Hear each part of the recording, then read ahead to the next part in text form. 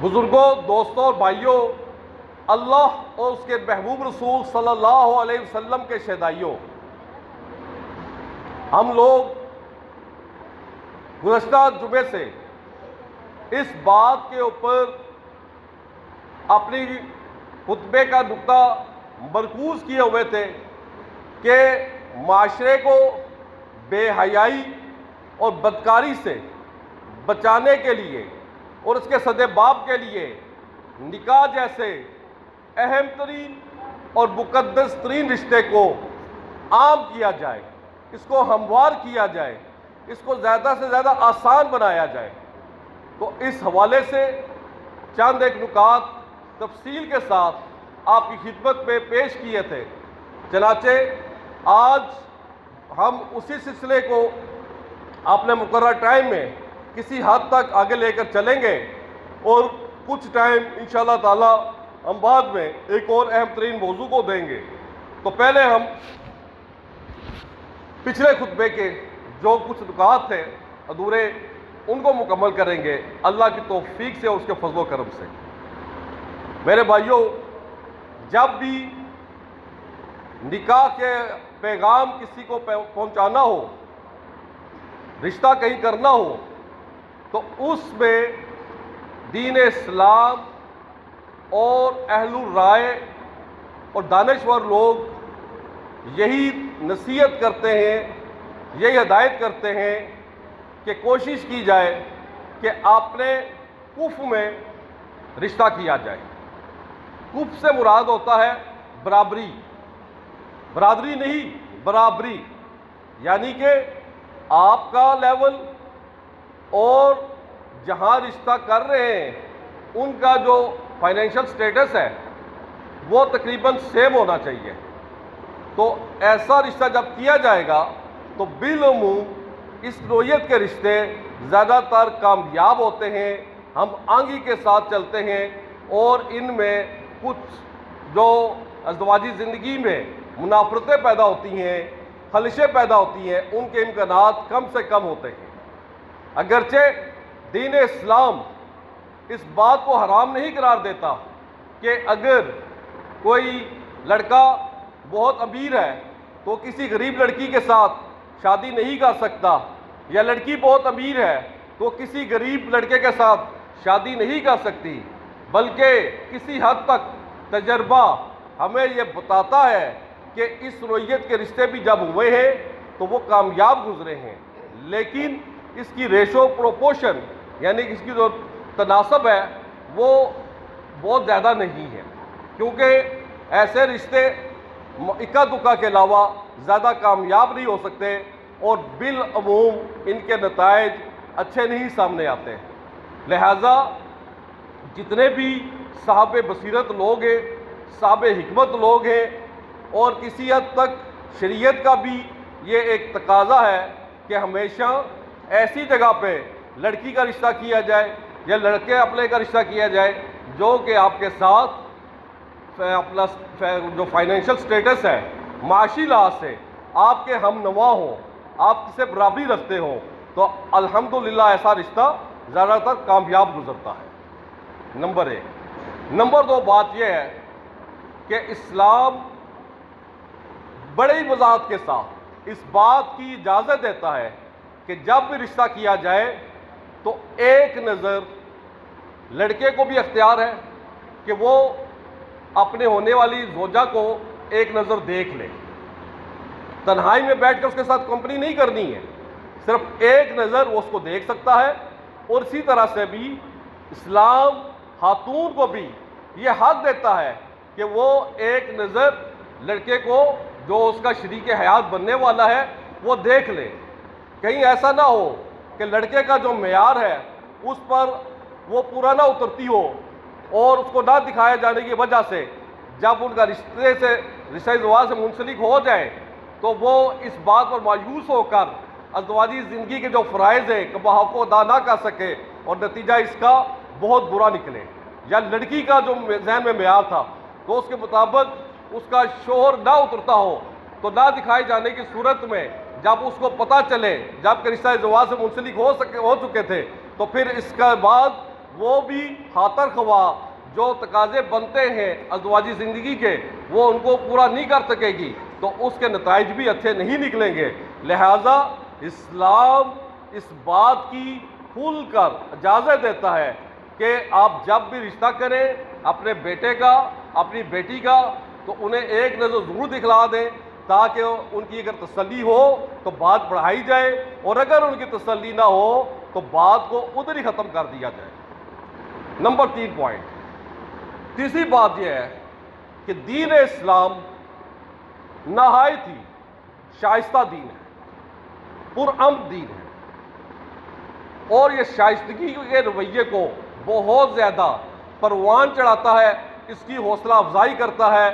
زبردستی اور مجبور کرنے کے رویے کو قطعی طور پہ اسلام پسند نہیں کرتا۔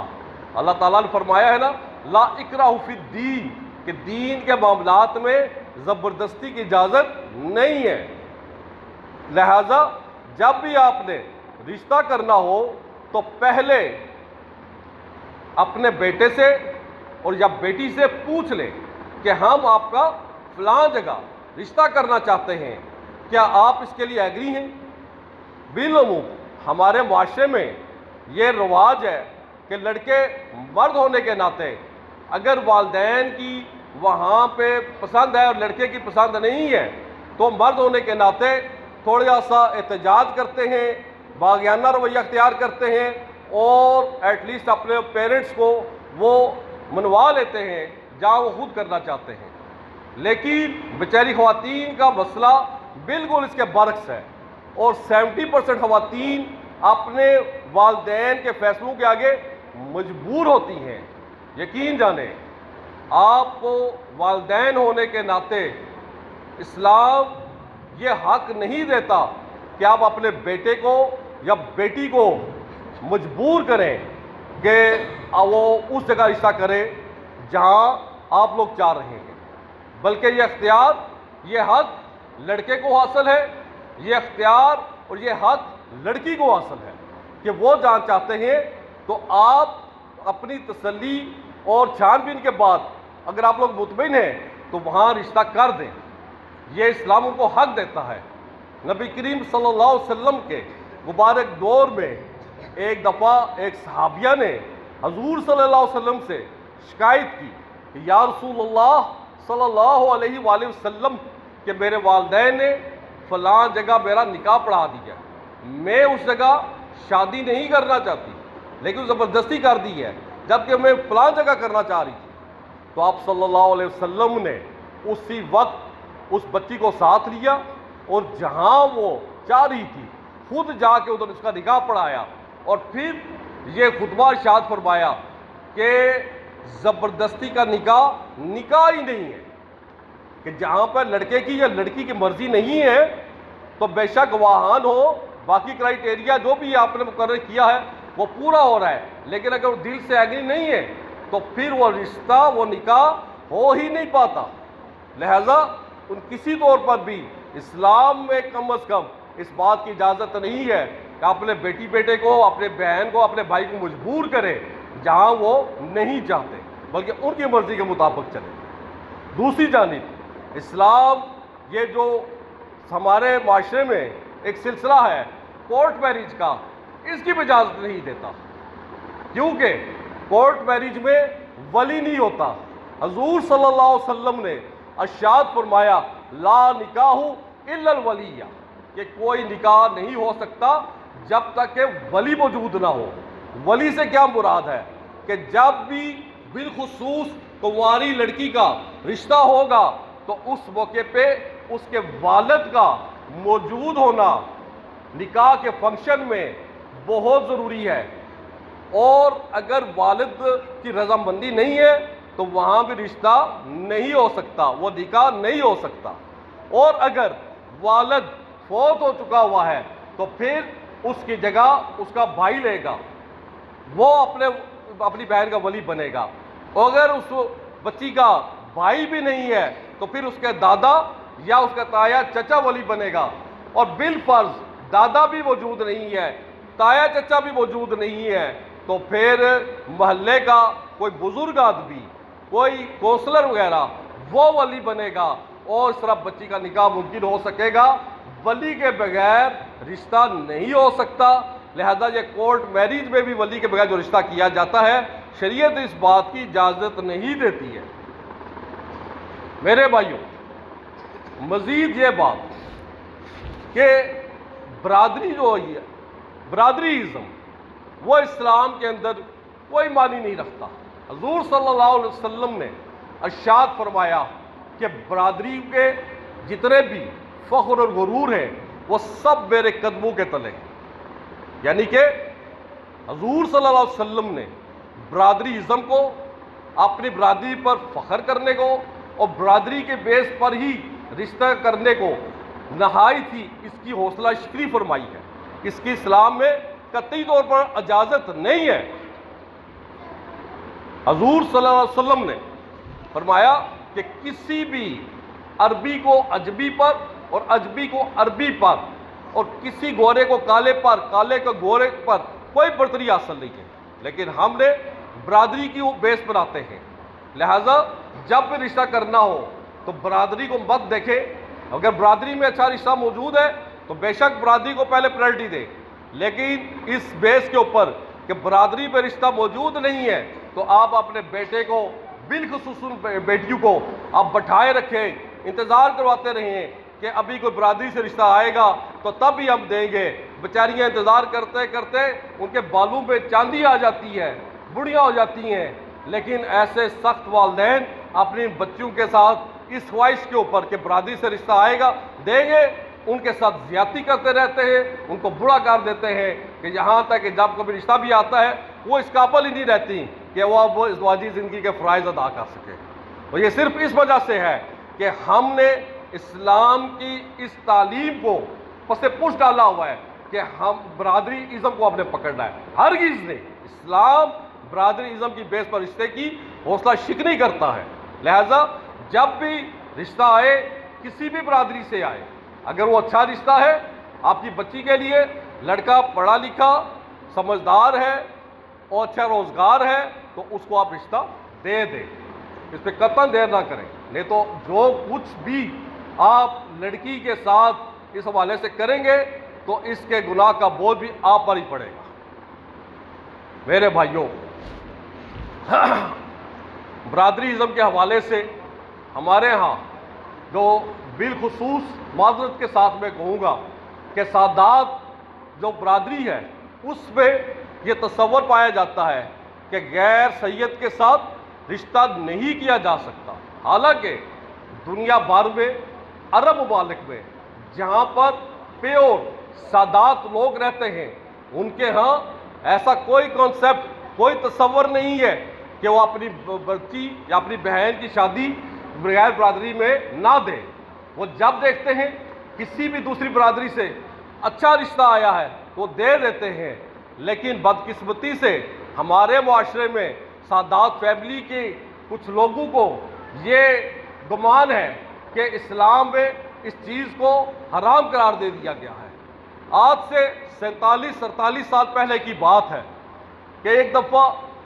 آل پاکستان سادات فاؤنڈیشن نے اخبار میں ایک فتویٰ چھپوایا اور فتویٰ یہ تھا کہ عزو شریعت کوئی بھی سید زادی، سید خاندان سے تعلق رکھنے والی لڑکی غیر سید لڑکے سے شادی نہیں کر سکتی. چنانچہ اس کے جواب میں ایک بہت بڑے سید مفکر نے،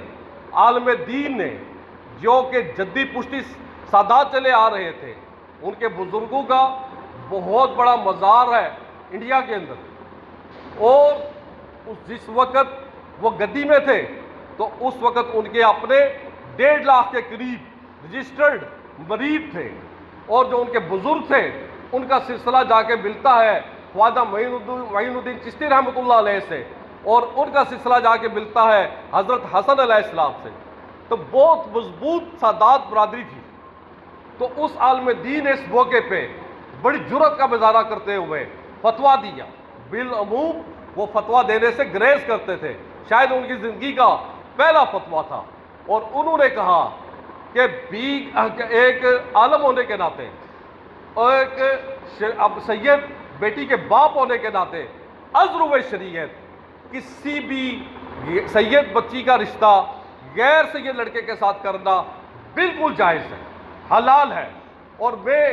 ایک سید بیٹی کا باپ ہونے کے ناطے اس بات کی اپنے دل میں مکمل طور پہ اجازت رکھتا ہوں کہ اگر میری بیٹی کے لیے غیر سید سے بھی اچھا رشتہ آیا تو میں اس کے دینے میں نہ دیر کروں گا نہ گریز کروں گا،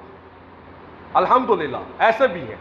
تو کہنے کا مطلب یہ ہے کہ اس قسم کی اجازت اسلام میں نہیں ہے جو لوگوں نے بنا رکھی ہوئی ہے۔ میرے بھائیوں، اس حوالے سے چند ایک مزید گزارشات آپ سے کرنی ہے کہ نکاح کے موقع پہ مزید اسلام ہمیں کیا کیا ہدایت دیتا ہے، ہم اس پر بھی بات کریں گے، لیکن آئندہ جو جمعہ ہوگا اس کے بعد والے جمعے میں، کیونکہ محرم الحرام کا آغاز ہو چکا ہے، تو محرم الحرام میں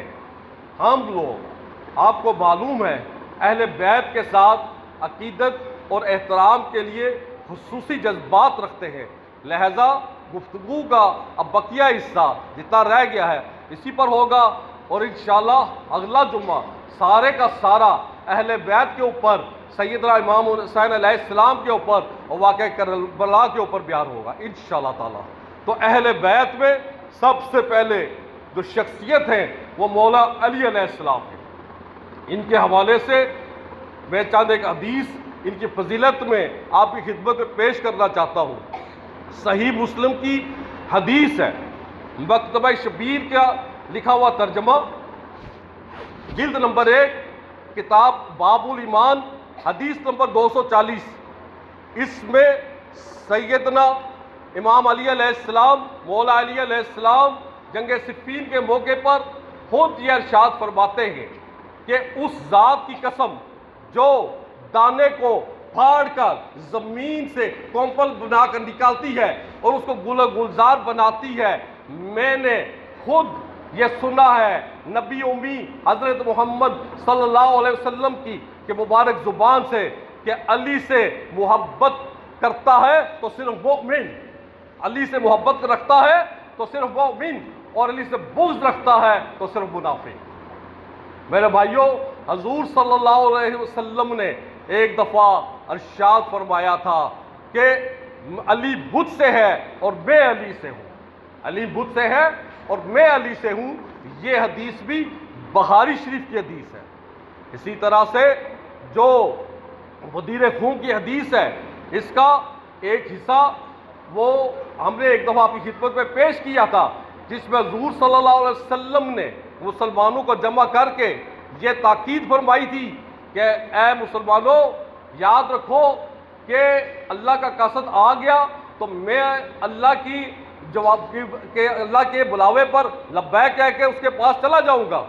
لیکن میرے بعد تمہارے پاس دو بھاری چیزیں ہیں، ان کو تم نے پکڑ کے رکھنا ہے۔ پہلی چیز اللہ کی کتاب ہے، اس میں ہدایت ہے، اس میں نور ہے۔ اللہ کی کتاب اللہ کی رسی ہے جس کا ایک سر اللہ کے ہاتھ میں ہے اور دوسرا سرا تمہارے ہاتھ میں ہے۔ جو اس کتاب کو پڑھے گا، سمجھے گا، عمل کرے گا وہ کامیاب ہوگا، اور جو اس کتاب کو چھوڑے گا وہ گمراہ ہو جائے گا۔ پھر آپ صلی اللہ علیہ وسلم نے ارشاد فرمایا دوسری چیز میرے اہل بیت ہیں۔